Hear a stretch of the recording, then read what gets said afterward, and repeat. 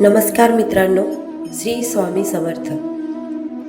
आज आपण जाणून घेणार आहोत हिंदू धर्मातील अतिशय पवित्र आणि दुर्मिळ मानला जाणारा अधिक मास म्हणजेच पुरुषोत्तम मास याचे महत्त्व.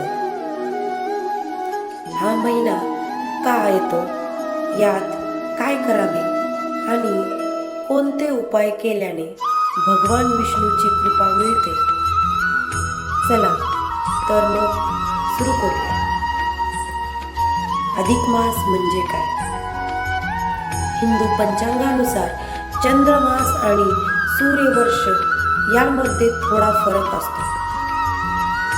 हा फरक भरून काढण्यासाठी साधारणपणे दर 3 वर्षांनी एक अतिरिक्त महिना जोडला जातो. त्यालाच अधिक मास असे म्हणतात. या महिन्याला पुरुषोत्तम मास असेही म्हणतात, कारण हा महिना भगवान विष्णूंना समर्पित आहे.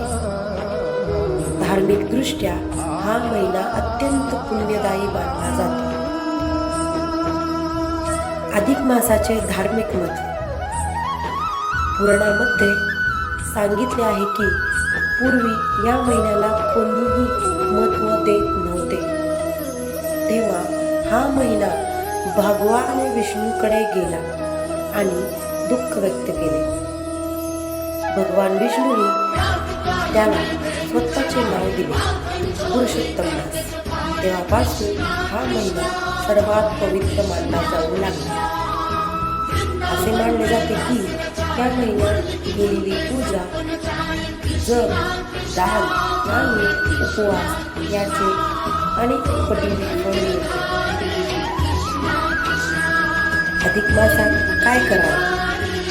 तर अधिक मासात तुम्ही दररोज सकाळी लवकर उठून स्नान करावे, भगवान विष्णू आणि श्रीकृष्णांची पूजा करावी, ओम नमो भगवते वासुदेवाय या मंत्राचा जप करावा, भगवद्गीता, विष्णू सहस्त्रनाम किंवा रामरक्षा वाचावी, गरिबांना अन्नदान किंवा वस्त्रदान करावे, शक्य असल्यास एकादशीचे व्रत करावे.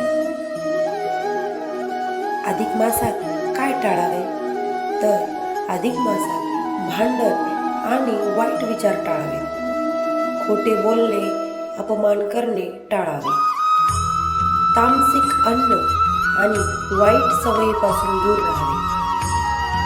काही ठिकाणी या महिन्यात विवाह, गृहप्रवेश यासारखी शुभ कार्ये केली जात नाहीत, कारण हा महिना भक्ती आणि साधनेसाठी मानला जातो. विशेष उपाय काय करावे? जर जीवनात अडचणी, आर्थिक समस्या किंवा मानसिक तणाव असेल तर अधिक मासात हे उपाय नक्की करा. दर गुरुवारी पिवळे वस्त्र दान करा, तुळशीसमोर तुपाचा दिवा लावा, विष्णू मंदिरात जाऊन दर्शन घ्या, ओम नमो भगवते वासुदेवाय मंत्र 108 वेळा म्हणा. हा मंत्र मन शांत करतो आणि सकारात्मक ऊर्जा देतो.